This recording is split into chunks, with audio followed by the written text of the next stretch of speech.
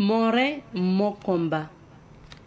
De la dialyse à la transplantation rénale, le couple Kaboré témoigne. Ensemble, nous allons découvrir cet ouvrage qui est une réalité. C'est l'histoire racontée par Monsieur Kaboré qui parle donc de la maladie de sa femme, l'insuffisance rénale et toutes les péripéties bien sûr par lesquelles ils sont passés jusqu'à ce jour. Avec lui, nous allons avoir le contenu de son livre qui a été dédicacé hier d'ailleurs. C'était à Ouagadougou. Et donc, Monsieur Didier Kaboré est notre invité du jour. On le recevra tout à l'heure. Bien avant ça, vous aurez l'information. C'est à travers bien sûr la revue de presse présentée ce matin par le directeur de l'information de Savane Média lui-même. Il s'agit de Ella Jasmin Larabo qui sera là pour nous partager les informations. Au Burkina Faso, pour ce qui concerne la sécurité routière, il y a toujours des choses à faire, des conseils à donner et surtout aussi des décisions à prendre. C'est difficile quand on est piéton de pouvoir traverser, bien qu'il y ait des passages pour piétons qui sont matérialisés, donc inconnus, ignorés ou même que certaines personnes ne respectent pas tout simplement ces passages pour piétons. Aujourd'hui, nous allons vous donner les conseils de comment faire pour pouvoir traverser la route pour les piétons. Aussi banal que ça peut être, c'est très intéressant d'en parler dans la sécurité routière. Et en fin d'émission, Honoré Onadia sera là pour nous rappeler bien sûr les rendez-vous de ce week-end. Voici planté le décor et bien sûr le programme de ce matin. Madame, messieurs, fidèles téléspectateurs, comment débuter cette aventure sans vous dire bonjour le Faso, puisque bien sûr vous êtes justement à l'émission. Bonjour le Faso, bonjour à tous et bienvenue. On commence l'aventure avec notre première rubrique, c'est cette rubrique-là qui part à la découverte des sites touristiques et on y va pour à la découverte d'eux. Et bien sûr, nous sommes installés au mémorial Thomas Sankara pour vous faire découvrir ou redécouvrir ce mémorial-là. Et on continue, pour ne pas dire on termine avec les témoignages d'aujourd'hui, ce qui concerne le mémorial et on revient. Le mémorial Thomas Sankara, c'est sur un site de 4 hectares pour commencer, extensible sur 14 hectares.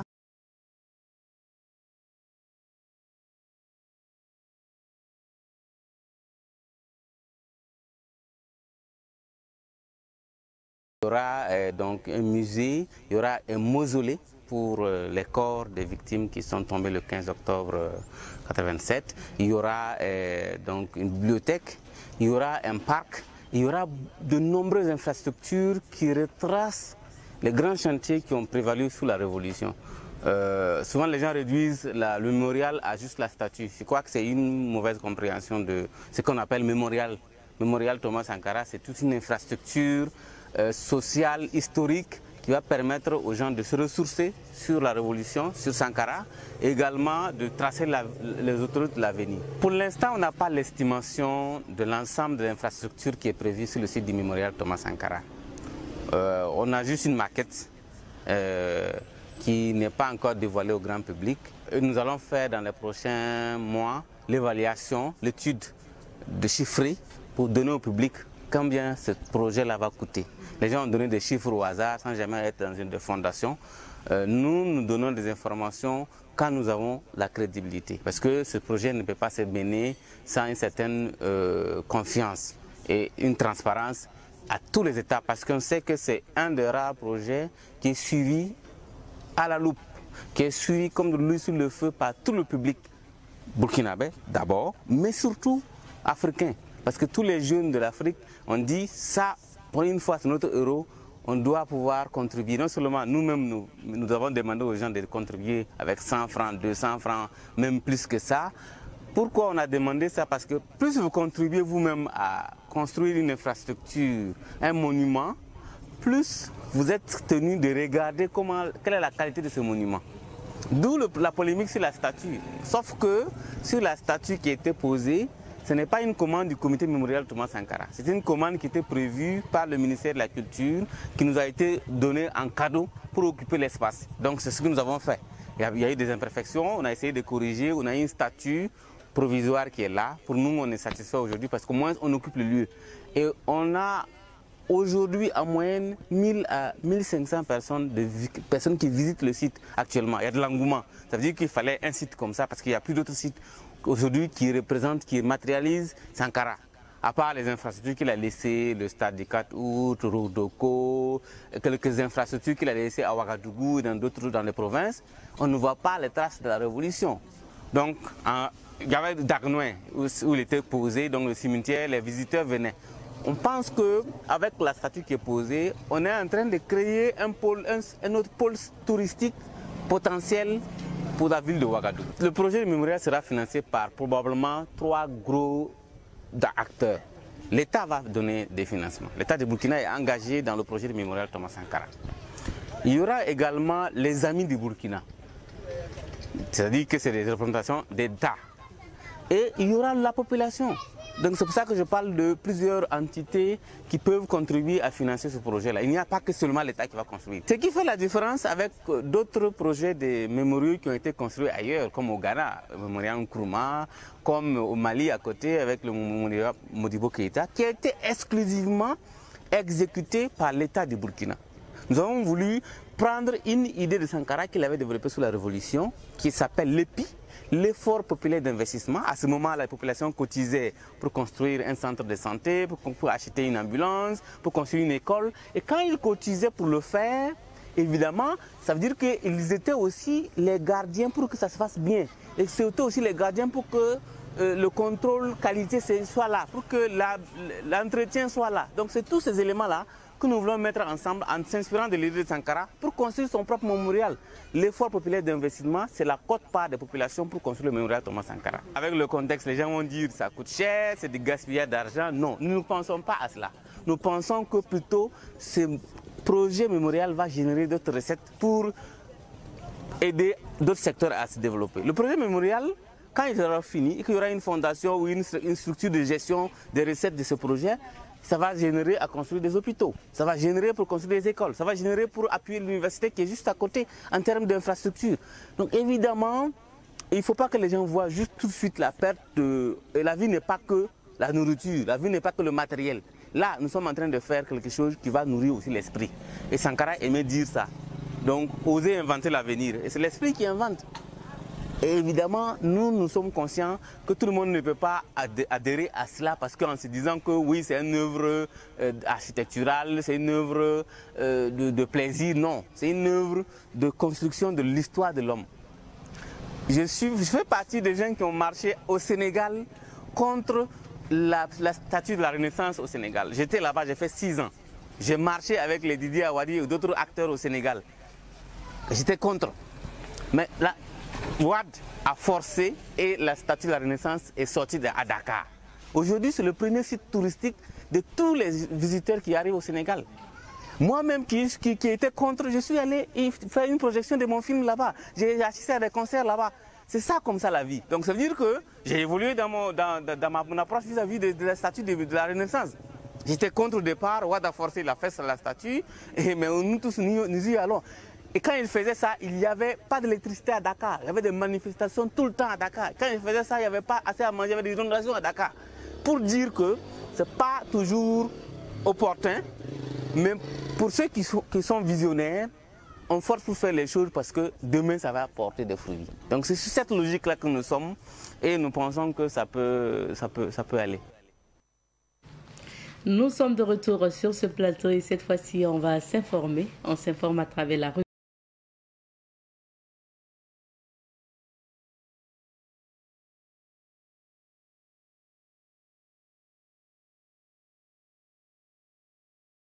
Ce matin, Elhadj Smaïl Arabo pour la revue de presse, directeur de l'information de Savane Média. Bonjour et bienvenue. Bonjour à vous, merci. Bonjour à vous toutes, bonjour à vous tous. Les titres d'abord. A commencer par Sidoya, le quotidien d'État affiche à sa une ce matin, initiative présidentielle face au Membo, 1 millier d'engins remis par le chef de l'État. Alliance des États du Sahel, le traité portant création de la Confédération.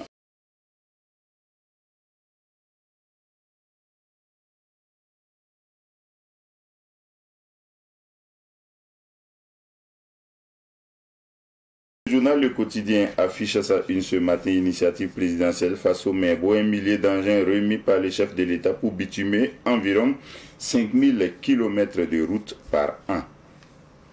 Promotion du leadership au Burkina, 10 personnalités distinguées pour l'année 2024. politique minière au Burkina, Oundé Gold Operation, forme les acteurs de la société civile du TUI.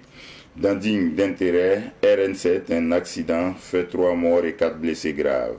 Par l'Aïri, il renie un enfant et réclame des dédommagements. Tournée de prise de contact du CMG à la BNSP.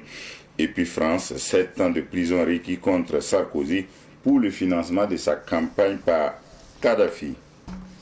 L'Express du Faso à présent, plan d'action pour la stabilisation et le développement, l'État a pris ses responsabilités. Centre sanitaire public, une association fait don de produits et de consommables médicaux. Plus de 500 kits de repas offerts aux riverains de la gare ferroviaire de Bobo-Dioulasso. Dans Vrai ou Faux, bilan des 6 mois d'exercice du comité exécutif de la FBF. 2 derbies dans le Faso Foot ce week-end et puis projet Target Malaria. L'Agence nationale de biosécurité explique les mesures prises aux délégués communaux de Bobo. L'observateur Palga a une ce matin initiative présidentielle face au Menbo, 1 millier d'engins remis par les chefs de l'État. Dans une lettre pour l'AI, le PM à la conquête d'un master professionnel en philo. DAT, le pognon de la discorde. Développement, le lait coule désormais à Faso Kossam. Intelligence de la foi carême, temps d'espérance, point d'interrogation. Ramadan, catalyseur de dialogue et de coexistence pacifique, c'est-à-dire au coin du jeûneur. Compétitions internationales de cyclisme, les étalons à pied d'œuvre. Soudan du Sud, la paix en pointillé, c'est-à-dire dans Regard. Société, c'est dans une lettre pour l'AI, question au docteur des affaires juridiques et matrimoniales. Poursuivons avec le pays. Remise d'équipements à l'initiative présidentielle face au Menbo, près de 5000 km de routes à bitumées par an. Kassoum Sango, imam du Serfi, à propos du Ramadan, tous les croyants sont tenus d'y assister. Traité portant création de l'AES, l'ALT donne son quitus. Développement de la filière LEM, la société Faso Kossam désormais opérationnelle. Dans Popouri, Institut régional d'administration des hauts-bassins, Lamia Amédée Léonel remplace Taïroubari. Soremib à Caen, des réparations pour les ex-travailleurs. Et puis semaine de Poco, 15 signes d'une relation amoureuse épanouissante. Mystère psychique et spirituel, des clés pour avoir des révélations de Dieu selon Roch Bakiono. Dans Actu Sport, CAN U20, l'Égypte remplace la Côte d'Ivoire. Terminons avec aujourd'hui au Faso. Initiative présidentielle face au Menbo, 1 millier d'engins remis par les chefs de l'État. Le Premier ministre aux médias publics, vous êtes du bon côté de l'histoire. DGI, prorogation du délai de paiement de la TVM, la taxe sur les véhicules à moteur, développement de la filière lait, la société Faso Kossam désormais opérationnelle. Et puis en Guinée, l'État s'engage à indemniser les victimes du massacre du 28 septembre 2009. Organisation de la CAN U20, l'Égypte va remplacer la Côte d'Ivoire. Et puis 2 autres titres, l'écrivain Boalem Sansa, l'écope de 5 ans, ferme en Algérie en attendant la grâce de Tebboune avant le 5 juillet. Et puis à l'ambassade de Chine, on parle de « Nous délivrons 3000 visas par mois aux hommes d'affaires burkinabés ». Oui. Merci bien. Et ce qui marque l'actualité aujourd'hui, c'est cette photo du président du Faso qui remet du matériel à l'initiative présidentielle Faso Menbo. Pendant ce temps, le Premier ministre, lui, lance les activités de la société Faso Kossam. C'est ça. Les 2 événements ont eu lieu hier. Le chef d'État était du côté de Ouaga 2000, où il a remis à l'initiative présidentielle Faso Menbo 900 engins de terrassement. Ce sont des bétonnières, ce sont des pick-up 4x4, ce sont des chargeuses, des niveleuses, tout ce qu'il dameuses, tout ce qu'il faut pour bitumer des routes. Okay. Et puis l'ambition, c'est de faire entre 3000 et 5000 km de route par an. C'est du jamais vu. Donc maintenant, c'est l'État qui fait les routes. Voilà, j'avais voulu terminer avec ça, parce que je me demande ce que les entrepreneurs BTP vont devenir, ou les questions qui se posent au moment où nous sommes en train de parler, ou au moment où le président était en train de remettre les engins en question. En attendant, l'ambition c'est de faire entre 3 000 et 5 000 km de route par an au Burkina. Le président a dit au moment de remettre les 900 engins là, qu'il remet 1/5 de l'ensemble du matériel qui a été commandé. Ah oui. Parce que c'est du matériel à hauteur de 200 milliards de francs CFA qui a été commandé. C'est pour vous dire jusqu'où le Burkina veut porter son ambition de développement des infrastructures et du transport.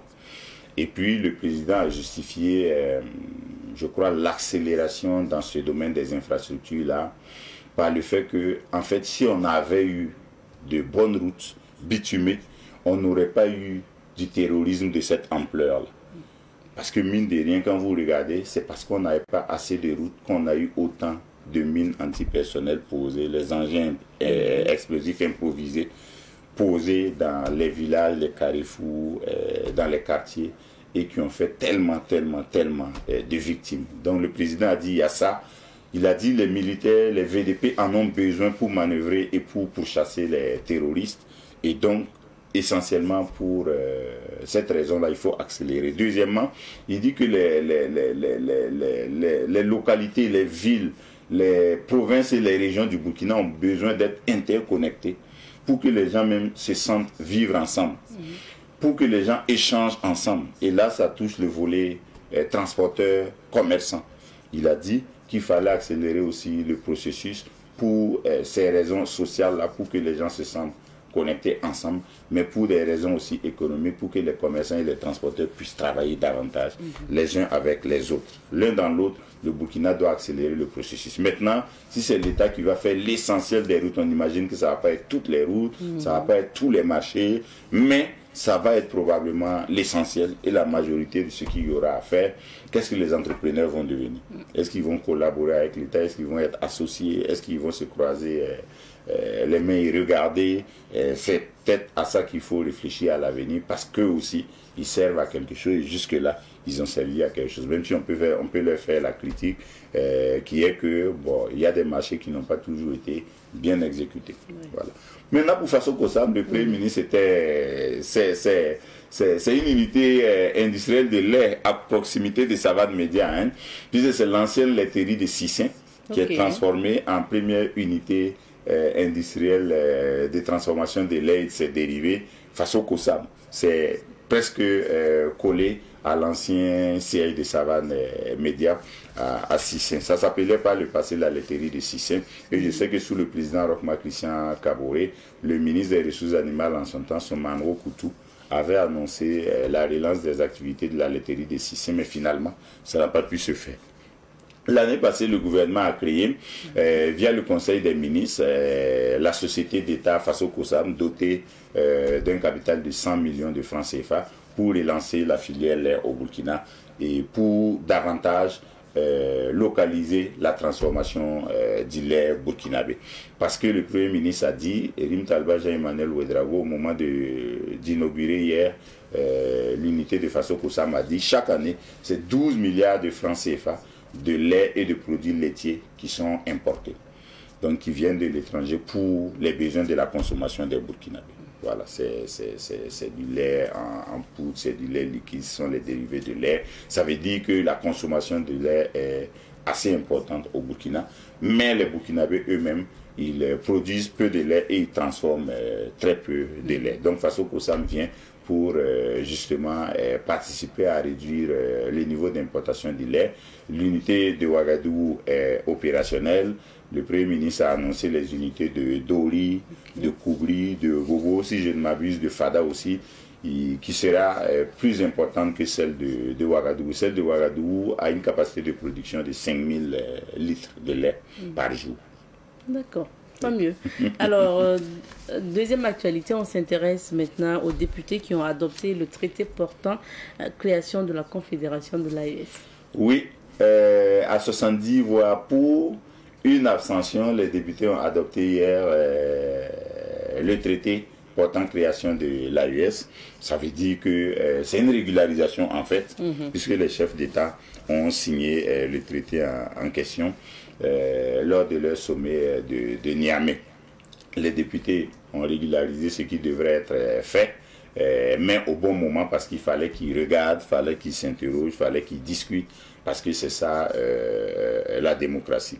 Et je crois qu'ils n'ont pas eu du mal à s'aligner sur la vision des chefs d'État, parce qu'eux-mêmes comprennent qu'aujourd'hui c'est une nécessité d'avoir la Confédération AES pour avancer ensemble, faire face aux problèmes sécuritaires d'abord, mais ensuite s'attaquer frontalement aux questions de développement qui pourraient expliquer ce que nous vivons. Si les ressources des États ne sont pas équitablement reparties, si les régions ne se développent pas, si les jeunes sont oisifs, il y a le risque que des gens viennent les enrôler dans des groupes terroristes pour faire n'importe quoi. Voilà, donc je crois que l'AES est la bienvenue et les députés, je crois, ont confirmé cela à travers le vote effectué hier. D'accord. Bientôt c'est Ramadan et justement la commission Lune doit se réunir demain soir.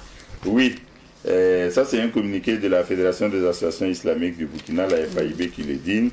Dans le journal Le Pays, c'est l'imam du cercle d'études de recherche et de formation islamique, Serfi Kassoum Sango, qui parle déjà de la fête de Ramadan. Ça va être où dimanche, ça va être où dimanche, oui, après-demain, ou lundi. Dans 3 jours. C'est ça. Voilà. Ça dépend de ce que la commission va observer demain et du verdict qui va sortir de sa réunion de demain soir à la grande mosquée de Ouagadougou. Comment ça se passe? Ça veut dire que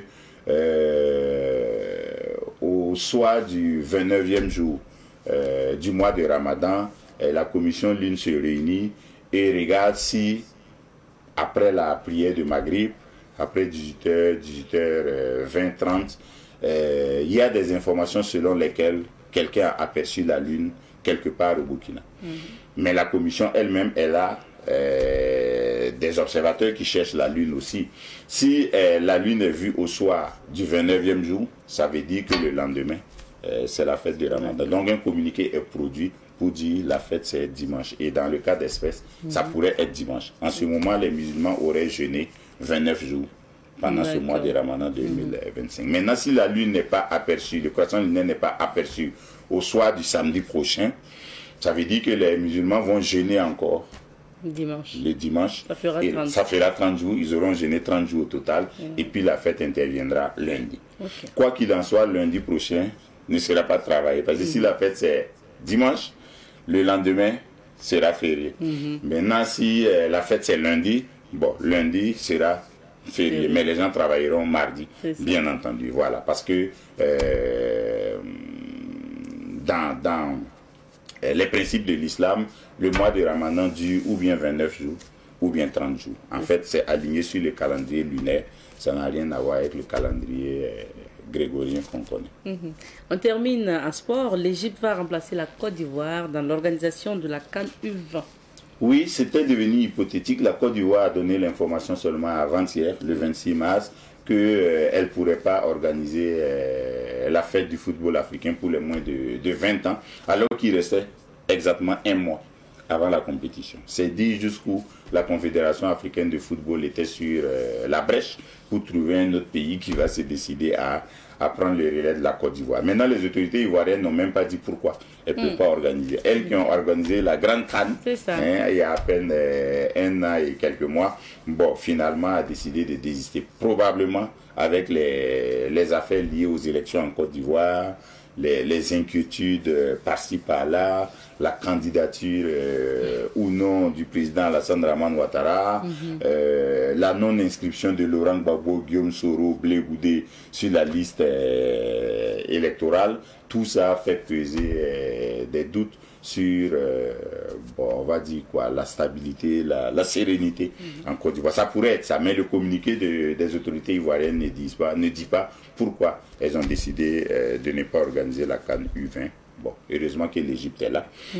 Ça va aider à partir du 26 avril à suivre la CAN des moins de 20 ans en Égypte. Merci bien, Elhadj. Merci beaucoup. On va maintenant courir pour découvrir justement les couleurs du temps à travers la météo. Nous recevons pour vous aujourd'hui Monsieur Didier Kaboré, Mon rêve, mon combat. C'est le titre justement de son livre. Alors, il faut dire que c'est un livre qui raconte son histoire pour ne pas dire l'histoire qu'il a vécue avec son épouse. Donc aujourd'hui, on va découvrir ensemble ce livre. Monsieur Kaboré, bonjour. Oui, bonjour, madame Diam. Bienvenue. Merci d'être là. Et comme je le disais, le livre a été dédicacé hier, mais c'est bien qu'on découvre d'abord l'histoire et on reviendra parler donc de la dédicace. Alors, monsieur Kaboré, je rappelle que vous êtes gestionnaire de poste de péage.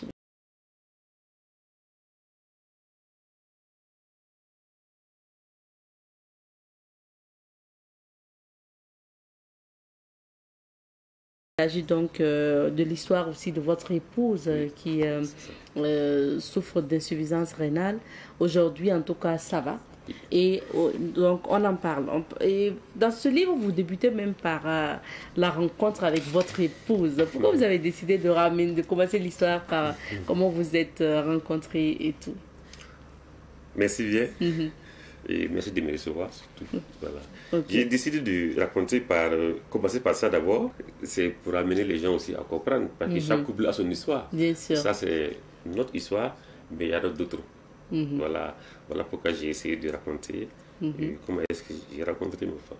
Rappelez-nous justement, c'était en quelle année? C'était en 2017. Oui.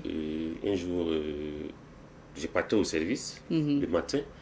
Et j'ai rencontré une fille qui était devant moi sur son vélo VTT. Okay. Il portait un habit où c'était écrit SIFA. Alors que j'ai une fonctionnaire qui n'a pas de moyens de déplacement, j'avais besoin d'une moto. Alors que quand on dit SIFA, c'est lui qui fabrique les motos. Donc je l'arrête pour avoir des informations. Elle refuse de s'arrêter. J'ai dit bon, ok, je continue. Mais heureusement, au retour, encore à 16h, au même lieu, je rencontre la même fille sur son vélo VTT qui repartait. Ça, c'est le destin. Bon, c'est pas le hasard. C'est là que je me suis... cette fois-ci, elle a accepté de s'arrêter. Et on a échangé. Et puis voilà aujourd'hui. Là, elle n'était pas en retard. Elle n'était pas en retard. Certainement. D'accord.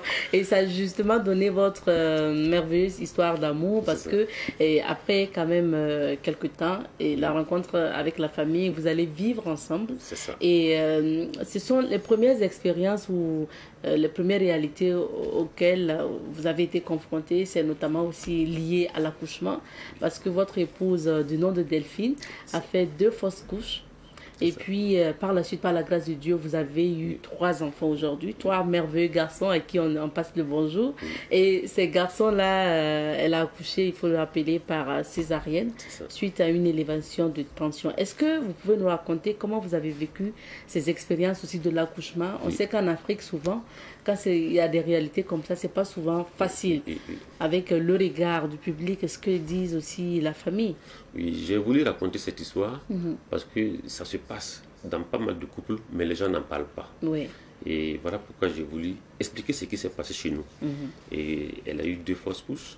En ce temps, quand vous regardez le regard des gens, et les gens ne savent pas ce qui se passe à l'intérieur, mais c'est vous qui savez. On voit que vous êtes mariés il y a de cela 1 an, 2 ans, 3 ans, on ne voit rien venir. On va dire que le problème c'est la femme, le problème c'est l'homme. Donc j'ai voulu parler à haute voix pour que les gens puissent savoir que souvent il y a des problèmes. Et j'ai voulu aussi montrer comment les femmes souffrent lorsqu'ils ont des difficultés pour avoir un enfant à cette période. Et c'est une manière pour moi d'être reconnaissant envers les femmes, toutes les femmes qui sont dans cette qui souffrent à ce moment. Alors, monsieur Kaboré, quand vous avez eu les 3 enfants, après, je me dis que vous vous êtes dit, alors, la vie est belle, j'ai mon épouse à côté, 3 enfants et tout. Et à quel moment maintenant les problèmes commencent, notamment la maladie? Oui. Et il faut dire qu'après les 3 enfants, comme vous l'avez dit, les 3 enfants c'est par césarienne. Et le premier enfant, et problème de cordon. Et deuxième enfant, problème de tension. Et troisième enfant, c'est automatique. Et à son temps. Oui, il fallait faire la césarienne.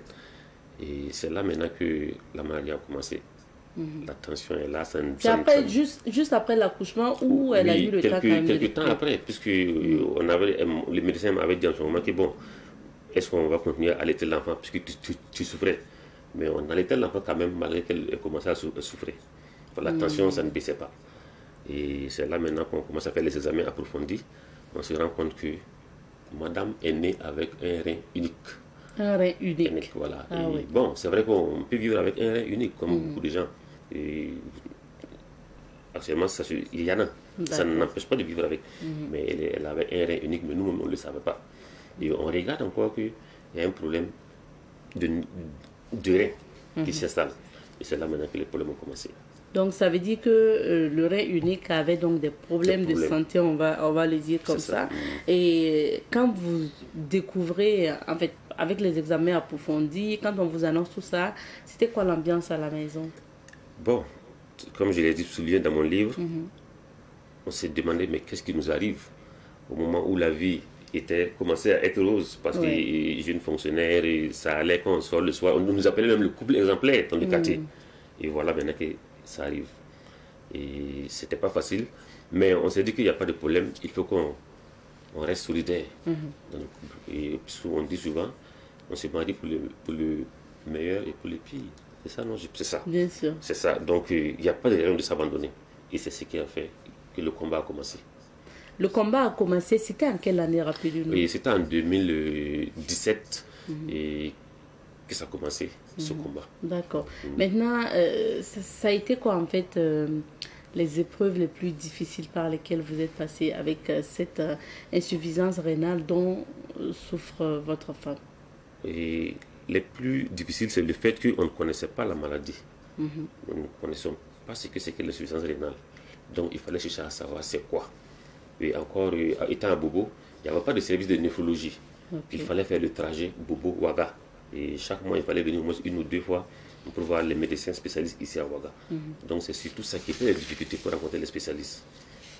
Et vous avez dû faire tout ça jusqu'à ce qu'on impose la dialyse à votre épouse? Oui, nous l'avons fait pendant un bout de temps à Bobo d'abord. Il fallait venir régulièrement voir les médecins.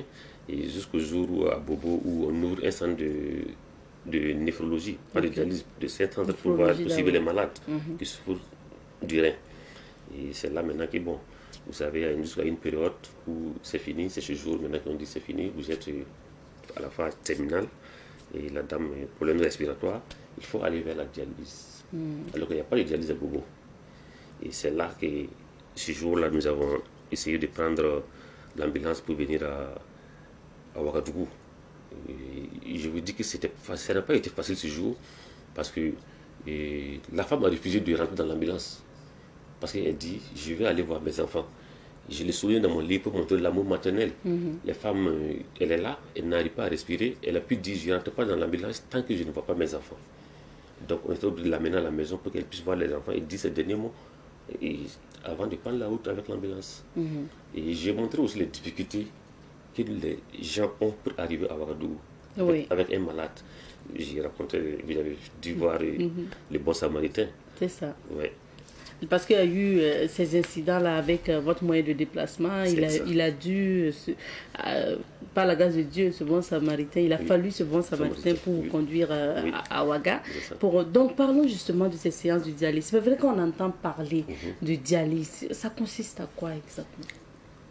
Je ne suis pas médecin. Oui, bien sûr, vous n'êtes pas spécialiste, mais après dans le livre, vous avez souligné que vous avez beaucoup cherché des informations et vous avez écouté aussi ce que les médecins vous médecins disent. Oui, c'est vrai, parce qu'à chaque fois, il faut que je souligne que je ne suis pas médecin. Sinon, c'est ça.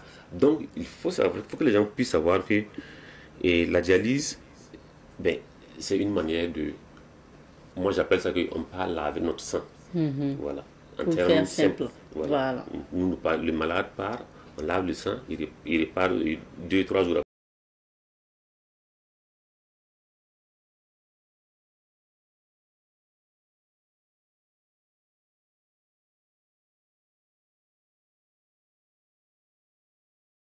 Oui, parce qu'il y a d'autres qui ne supportent pas et elle, je peux dire qu'elle ne supportait pas.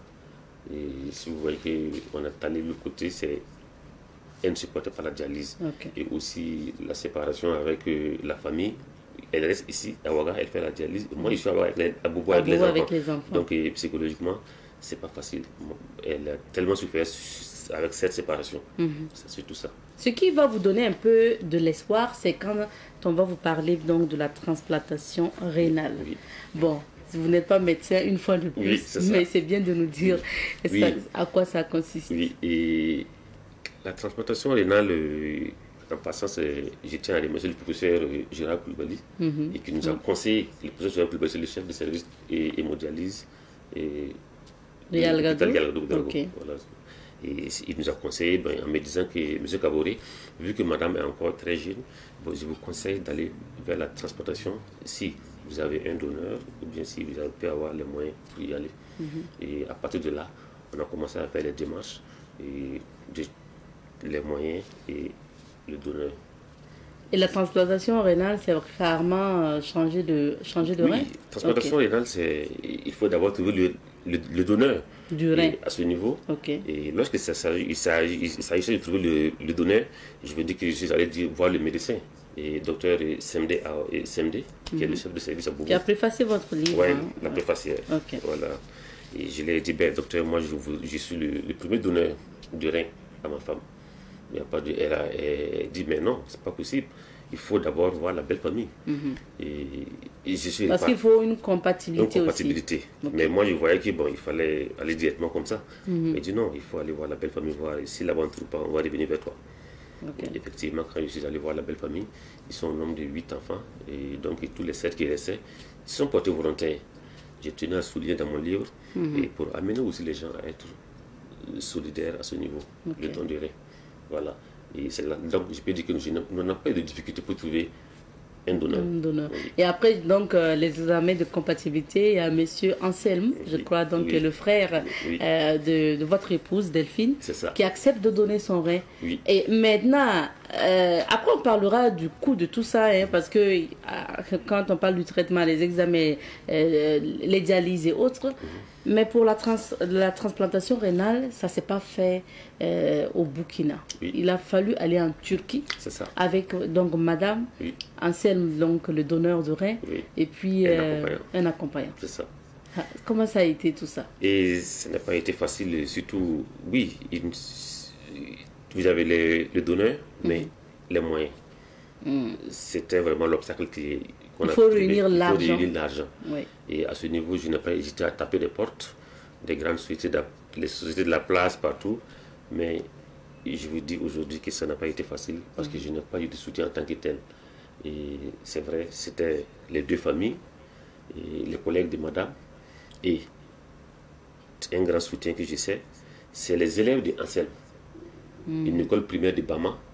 Et donc le donneur en fait de rein. Voilà. Il était dans une classe, il enseignait une classe de CE2, et quand il a informé ses élèves qui devaient partir donner un rein à sa soeur, les élèves ont demandé à comprendre ce que c'est que donner son rein, c'est quoi. Et en tant que maître de la classe, il a expliqué à ses élèves. Et à 2-3 jours de son départ, les élèves sont venus avec une enveloppe et de mettre au donneur de prendre ça, à le donner à sa grande soeur.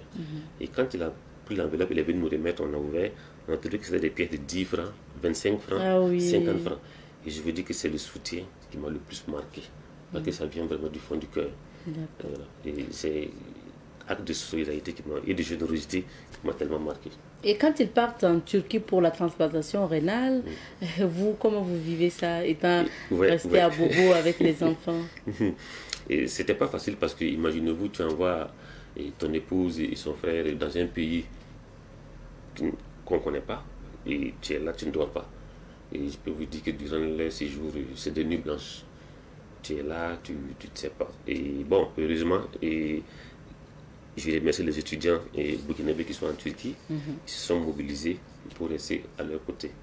Et il y a certains qui ne connaissent pas, mais quand ils ont appris qu'il y avait des compatriotes qui sont là, à chaque fois ils se relaient à l'hôpital pour les accompagner.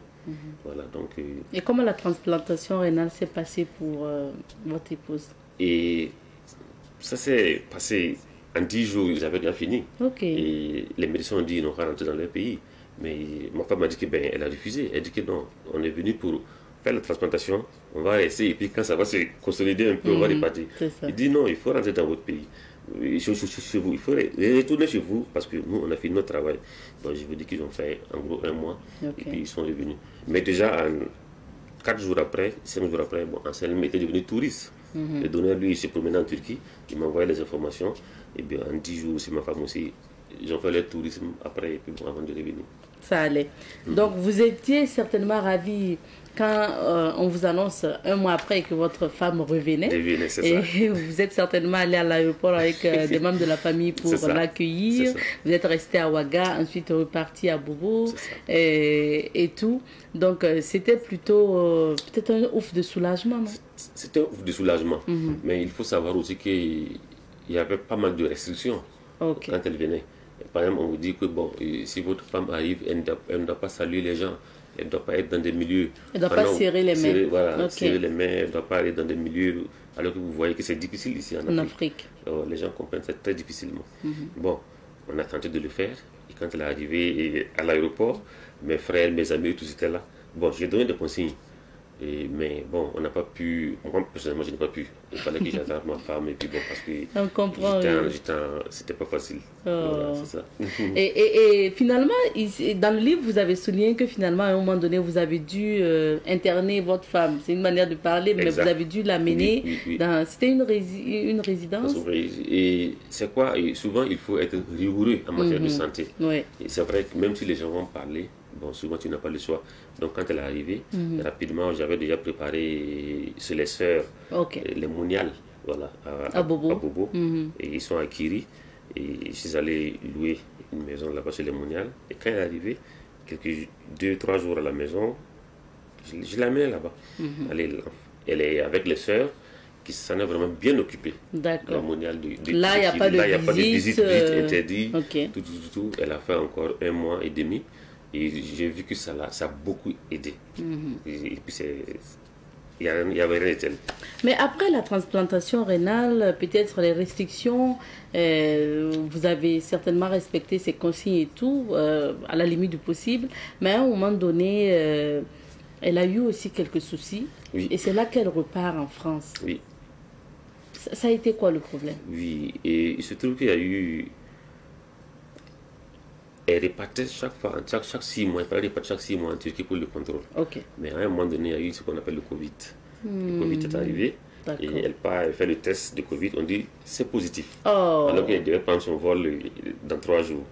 Et pour le contrôle en Turquie. Et il fallait maintenant régler les produits. Les antiviraux, c'est pas jour. Et puis à chaque fois, il faut doser. Je trouve que les dosages étaient trop. Et si elle arrivait à faire le voyage, on allait diminuer, mais elle n'a pas fait le voyage. Il est resté 1 mois, 2 mois et à cause du Covid. Donc, ça dit qu'il y avait de l'intoxication. Voilà, et ça n'a pas été facile. Elle a été hospitalisée ici, à Bobo, à Ouaga. Et en même temps, le problème de visa pour retrouver son médecin de l'autre côté. C'est surtout ça qui n'a pas été facile. Et quand elle a pu arriver, bon, je pense que ça s'est résolu. D'accord. Et vous avez dû, donc c'est pour ça que vous avez dû l'amener en France. Oui. C'était maintenant pour des suivis? Oui, pour des suivis. Pour des suivis, elle y est et elle fait les suivis périodiques. Voilà. Sinon, elle, nous, en tout cas, on espère que d'ici là que le projet de transplantation soit matérialisé, elle va revenir. Parce que, c'est comme elle a dit, son mari, ses enfants d'abord. Voilà.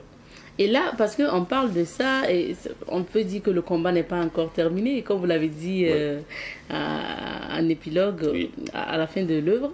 Parce que là, la situation, où se trouve madame, ce que j'aimerais bien vous poser comme question.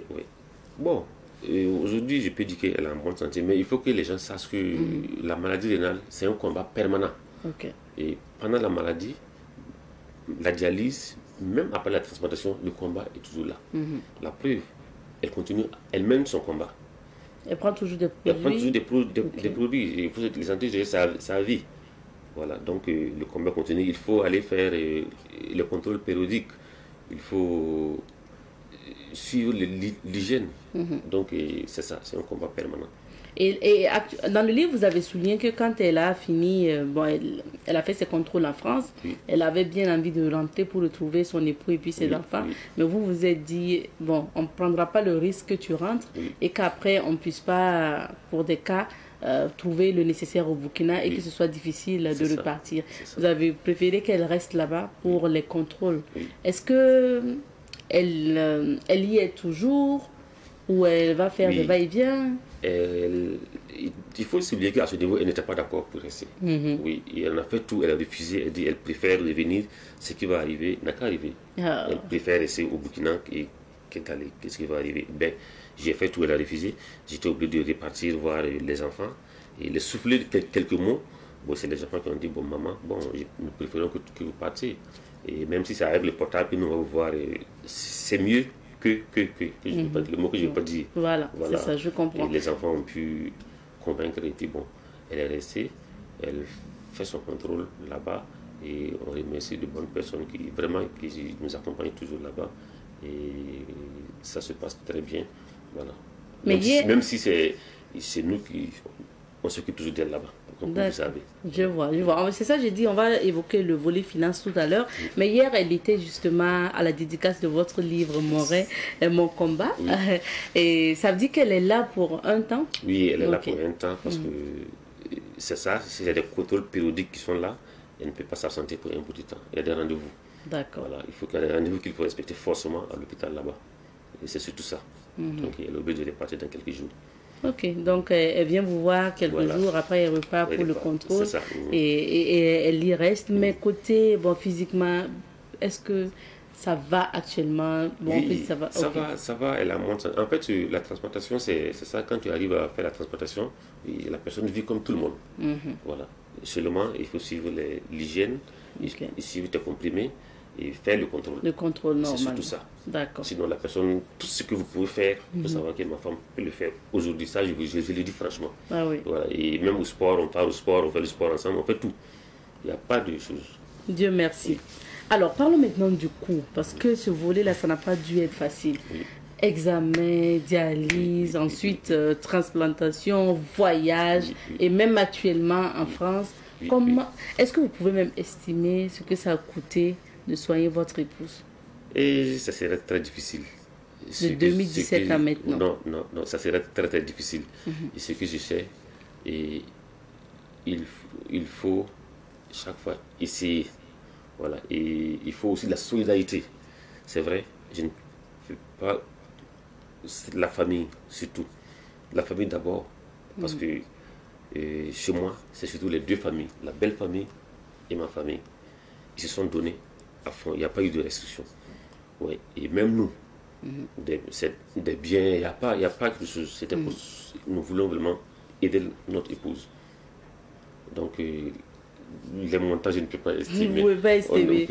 Mais ça a été beaucoup de millions quand même pour les soins et tout. Oui, si ce n'est que nous, on ne pouvait pas le faire parce que, étant un fonctionnaire moyen, et je ne peux pas avoir ces moyens. C'est l'entourage surtout. Oui. C'est l'entourage. Mais est-ce qu'à ce jour, comme vous dites que vous continuez, quand elle est là-bas, oui. Elle est logée où? Et pour les soins et tout, vous continuez à payer régulièrement pour ça? On a eu la chance d'avoir une personne, un médecin burkinabé, Dr Kedra, et qui héberge pas mal de malades. Et qui partent soigner en France là-bas. Et il y a pas mal de malades qui, quand ils partent, ils dorment chez ce médecin burkinabé. Ils dorment là-bas gratuitement. Elle n'est pas seule. Elle est avec d'autres malades aussi. D'accord. Voilà. Et maintenant, le problème, c'est quoi? Quant à les moyens financiers, pour vivre là-bas, je peux dire que c'est moi et puis la famille toujours. Nous, on s'occupe d'elle parce que tu n'as pas le droit de travailler d'abord. Tu ne peux pas travailler. Non, tu es là, tu es venu là pour les soins. Et donc, mais bon, nous disons que on remercie Dieu jusqu'à présent. Bien sûr, pour sa vie. Voilà, pour sa vie. C'est surtout ça, déjà. Alors, vous avez décidé de raconter votre histoire, de retracer tout ça dans un livre. C'est quoi votre objectif? Et l'objectif de ce livre, c'est surtout faire la sensibilisation. Nous voulons qu'à travers l'expérience que nous avons vécue, qui a été une expérience très, très difficile, très douloureuse, et que ça soit utile à tous, que ceux qui vont lire ce livre puissent connaître la maladie, et on ne le souhaite pas. Et quand ça arrive, ils puissent savoir qu'il faut se battre. Et c'est pourquoi à l'intérieur du livre, vous allez voir que je ne suis pas médecin, vous allez voir un médecin néphrologue qui a pris au moins 3 à 4 pages pour expliquer qu'est-ce que c'est que la maladie, comment est-ce qu'on l'attrape, comment vivre avec, et aussi comment faire pour l'éviter.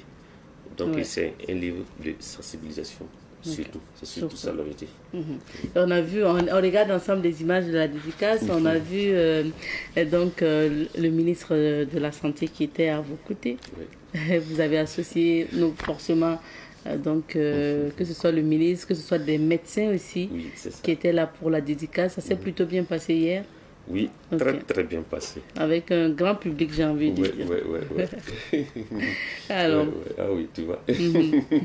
D'accord, merci bien. Alors, Monsieur Kaboré, le livre, il est dédicacé, il est disponible à quel prix? Le livre est dédicacé, le livre est disponible d'abord à la librairie Mercury, et à la librairie de la jeunesse, ça c'est à Ouaga. Et il est disponible aussi à Bobo Dioulasso, à la librairie Balaïra. Et il est disponible aussi avec l'auteur. Il coûte combien? Il coûte 4 000 francs. 4 000 francs, ok.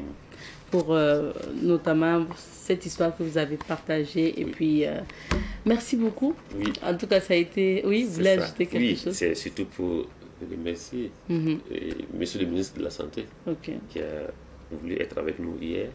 Et avec tous ses collaborateurs et mon patron, le DG du Fonds spécial routier, qui m'a permis d'être là à Ouagadougou. D'accord. Et aussi les médecins, et dire beaucoup de courage et d'espoir aux malades. Bien sûr, merci. Merci à la maison. Ça va. Merci beaucoup.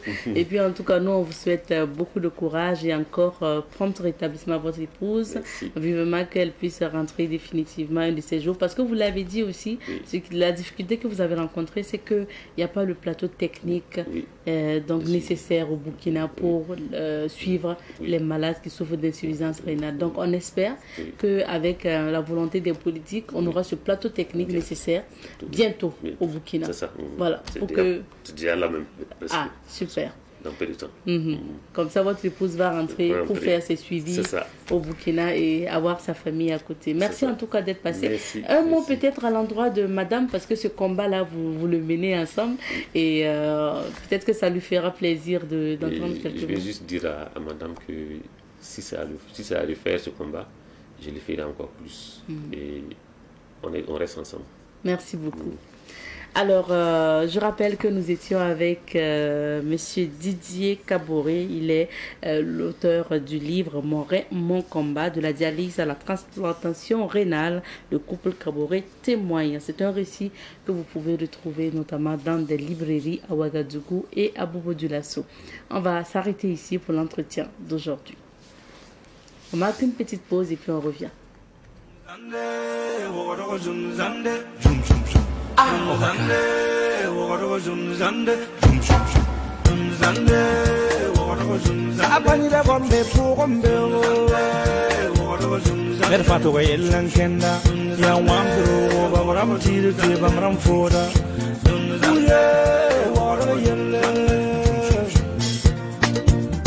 Ngam taaba kulum kalam la fulta chaka son problème water yella yella zunzande water zunzande oaka. D'accord. Bonjour monsieur. Bonjour madame. Que puis pour vous? Monsieur, je viens demander votre aide. J'ai vraiment un problème. J'ai mon enfant qui est souffrant. Donc, je suis venue avec l'ordonnance là. J'ai quitté Tanguay pour venir ici. Si vous pouvez m'aider, avec 6 000 francs pour compléter, je vais aller payer les produits là. Faites-moi l'ordonnance. Hé, toi encore? Avant-hier, tu étais chez ma maman avec la même ordonnance que tu avais besoin de 6 000 francs. La vieille t'a remis 2 000 francs. Aujourd'hui, encore la même ordonnance, tu as besoin de 6 000 francs. Avant-hier, tu venais de Kiloué, aujourd'hui de Tanguay. Remets-lui son ordonnance là. Bon. Avant-hier, c'était à Tanguay, aujourd'hui, c'est à Kiloué. Regardez là. Avec ta corpulence, tu ne peux pas aller travailler. Avant-hier, je l'ai trouvé chez la maman. Avec la même ordonnance. Soit disant qu'elle avait besoin de 6 000 francs et la maman lui a remis 2 000 francs. Aujourd'hui, encore avec la même ordonnance, elle a besoin de 6 000 francs. À savoir si elle a un enfant même. C'est quel genre de femme comme ça? Ah Ouaga.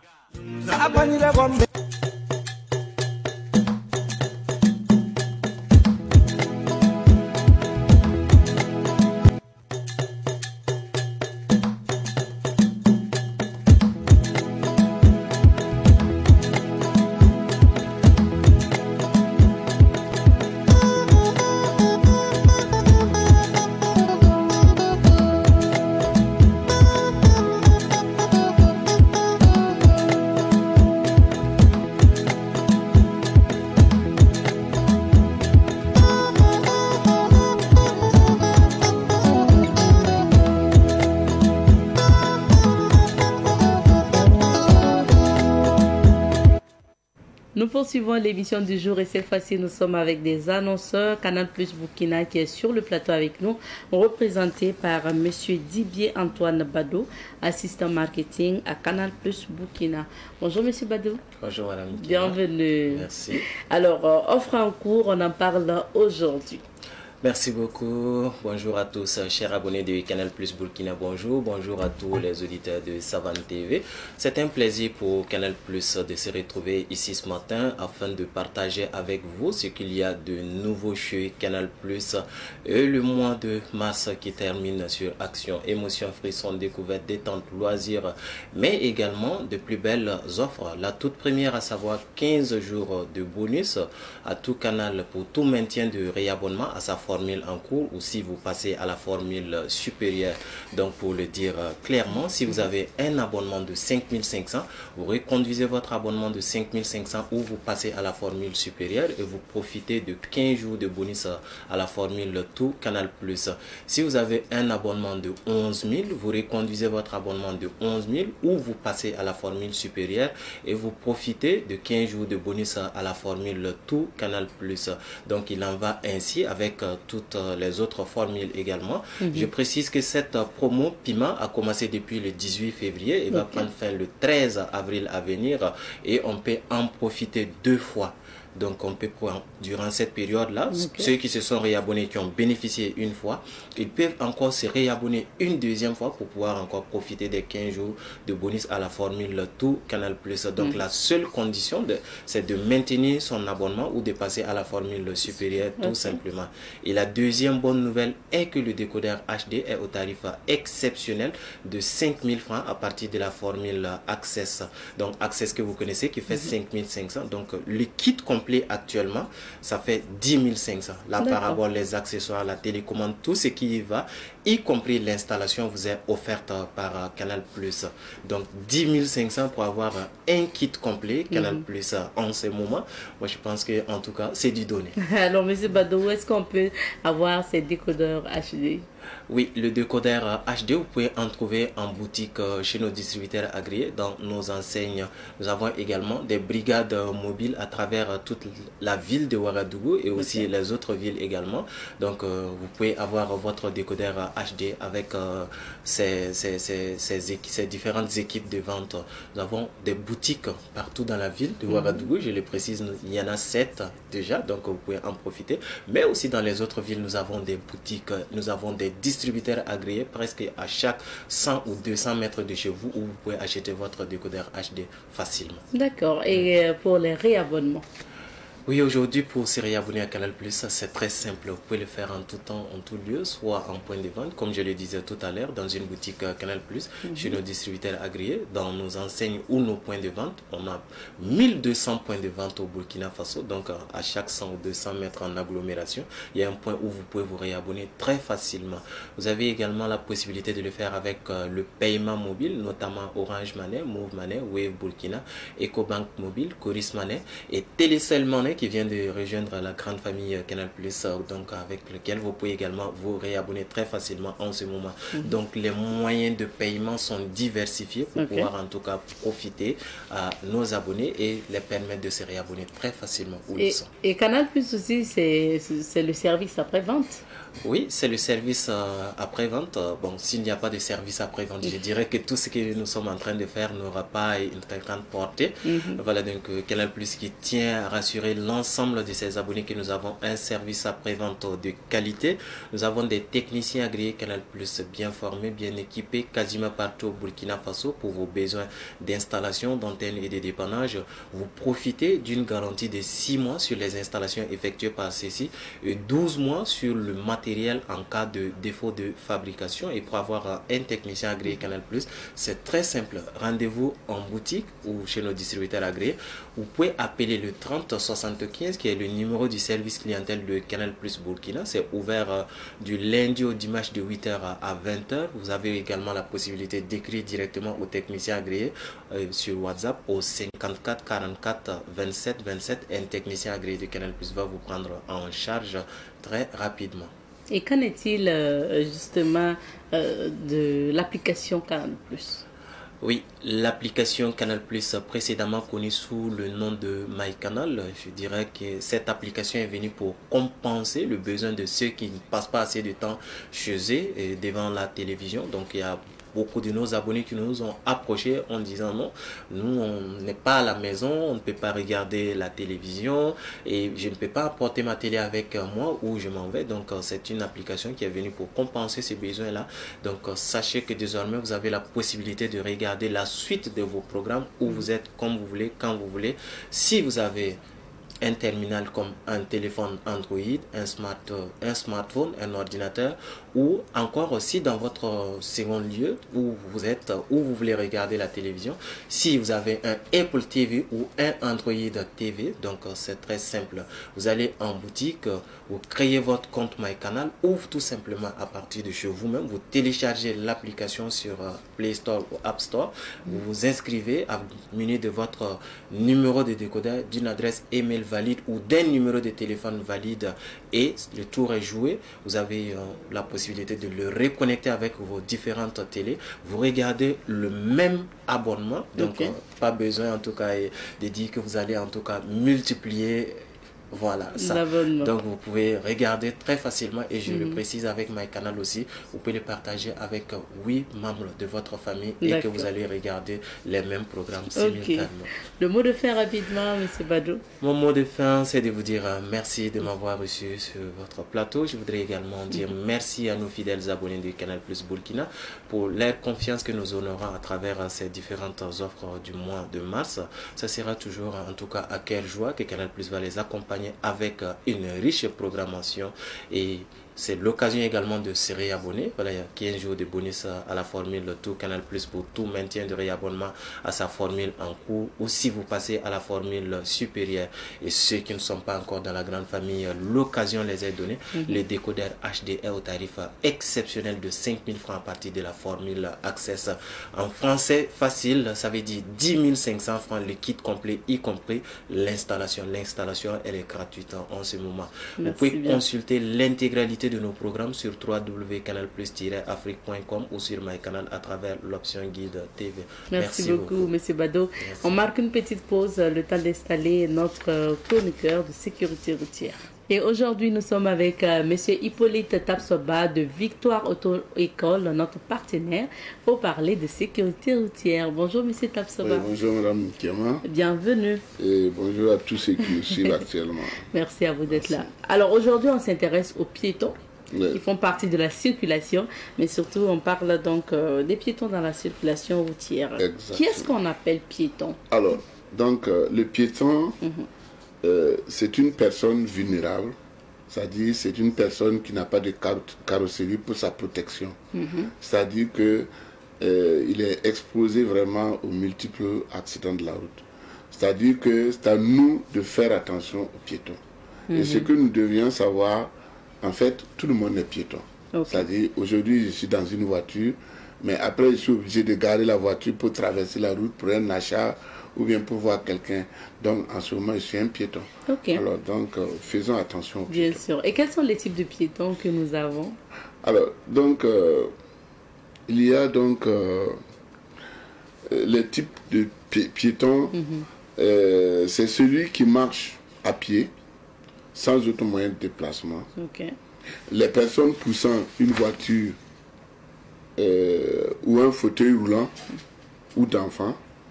Alors, les enfants de moins de 8 ans qui se déplacent à vélo sur les trottoirs sont considérés comme des piétons.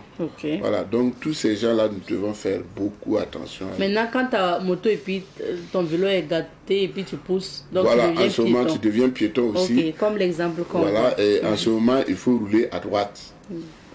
Sinon, le piéton, logiquement, doit marcher à gauche face au danger de la route. Parce que si vous marchez à gauche, vous rencontrez tous ceux qui viennent. Et si vous voyez que celui qui vient là, il n'a pas l'air de vous épargner, alors vous allez sauter dans le ravin et puis bon, c'est mieux quoi. Voilà. Maintenant, où est-ce que le piéton doit marcher? Alors, le piéton doit marcher normalement, il doit marcher sur le trottoir. Sur le trottoir, s'il y a un trottoir.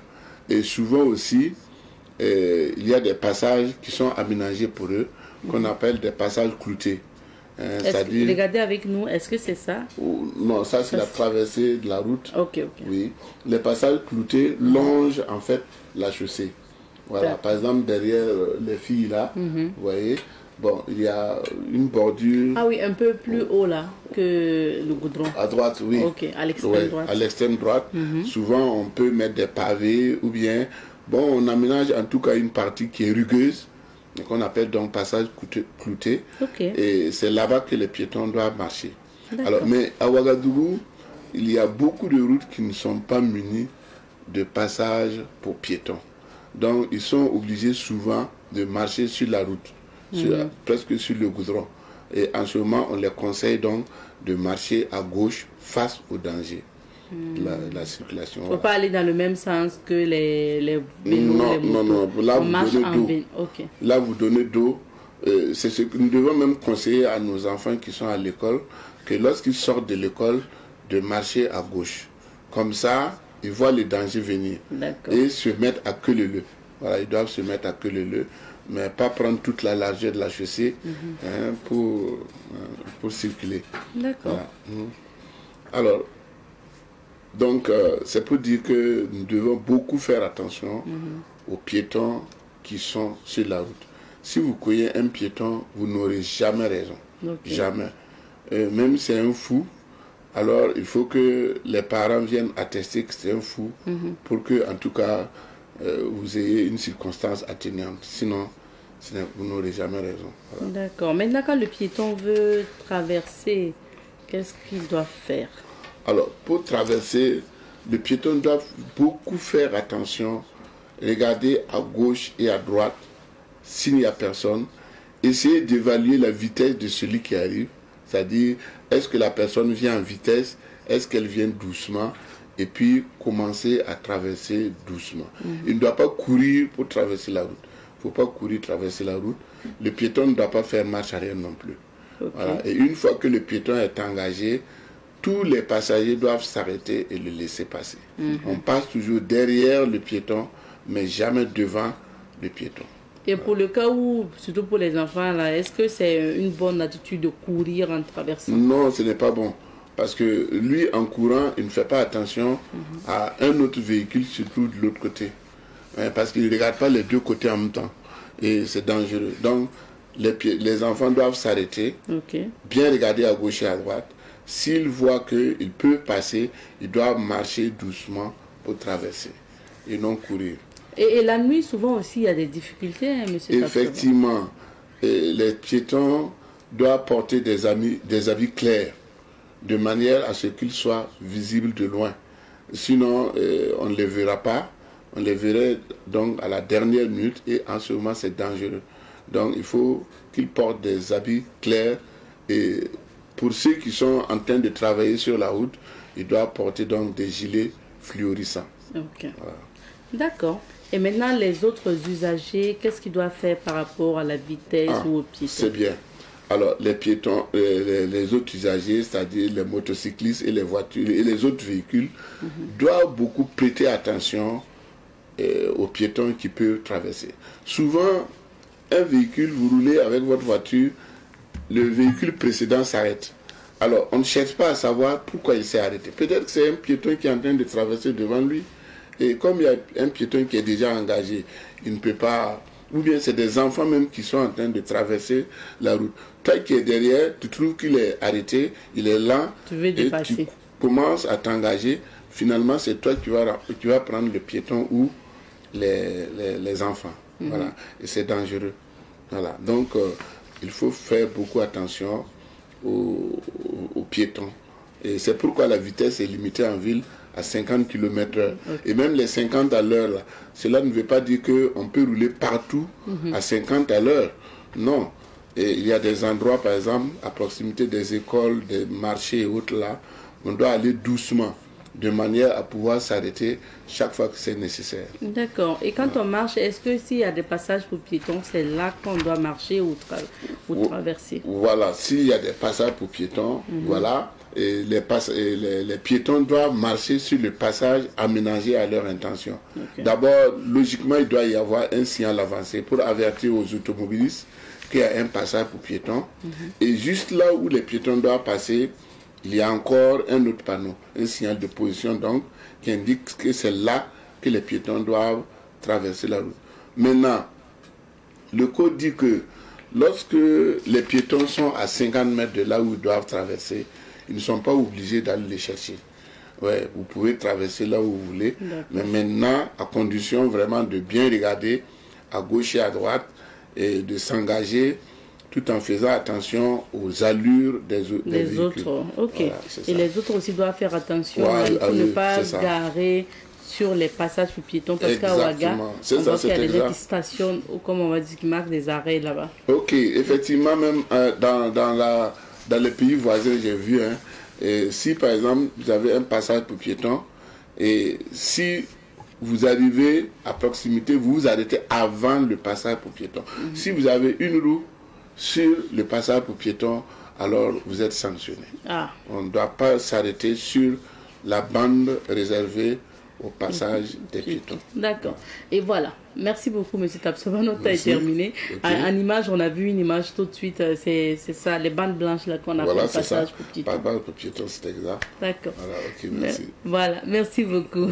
On va maintenant retrouver Honoré dans un instant pour la chronique, donc les rendez-vous du week-end. Merci.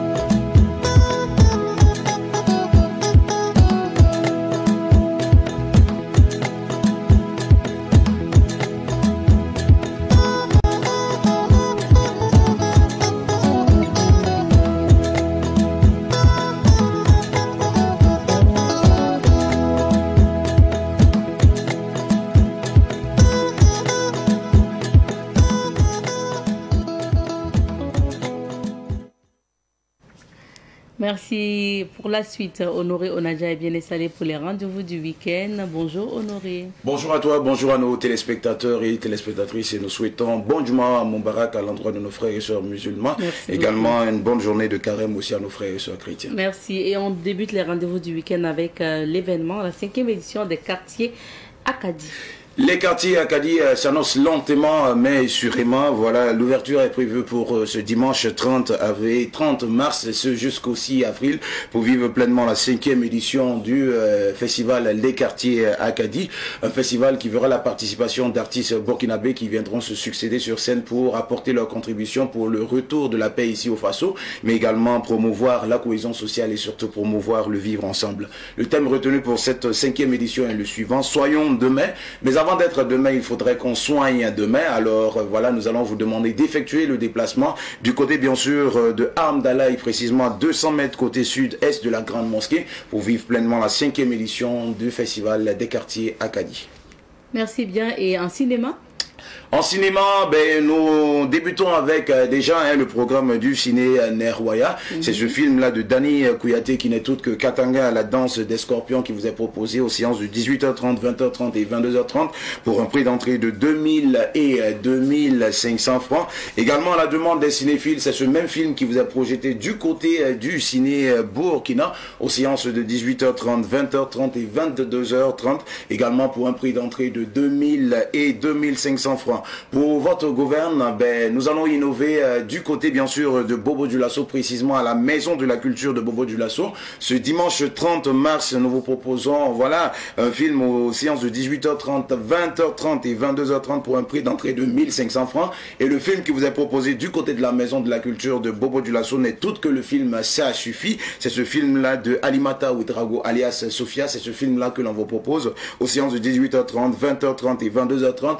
Et ce, voilà, le 30 et bien sûr le dimanche 6 avril pour le bonheur des cinéphiles de Bobo. Pour dire tout simplement que quand on aime la vie, on va au cinéma. Et on termine avec les rendez-vous de Savane. Les rendez-vous de Savane, c'est déjà la rétrospective du Sonré à la télé. Le rendez-vous, il est pris le samedi à partir de 14h et le dimanche à partir de 7h30. Du côté de la radio, le rendez-vous, il est pris le samedi à partir de 6h pour la rétrospective des pensées et des proverbes partagés par le PDG himself. Le rendez-vous, il est pris du côté de la télé le samedi et le dimanche à partir de 6h. Et cette voilà, rétrospective vous est présentée par le capitaine, le maestro capitaine Rasmane Nikema, également accompagné de Barthélémy Cabri. C'est ces deux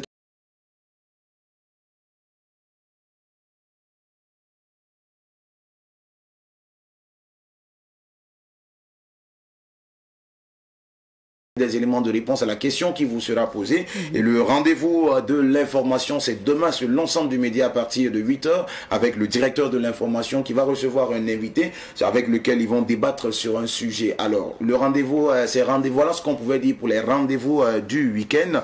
Et vous dire que ben, tout simplement là où va la marche. C'est là que ça se passe. Merci. Merci Honoré. Merci. À vendredi prochain. Inch'Allah. Alors on dira merci aussi à l'équipe de semaine qui nous a accompagnés pour la bonne marche de cette émission. On dit merci à nous, Foubon Congo, à Michael et à Meko pour la réalisation et le son. On dit merci à Laura, Tata Laura qui a assuré la production toujours. Et puis on dit merci à Nathalie pour le maquillage. Merci à tous les techniciens en salle de diffusion, en salle de montage. Et puis bien sûr, merci à la rédaction pour l'accompagnement tout au long de cette semaine. On se retrouvera Inch'Allah lundi quand il va sonner 7h30 sur Savane TV. Portez-vous bien et on se dit que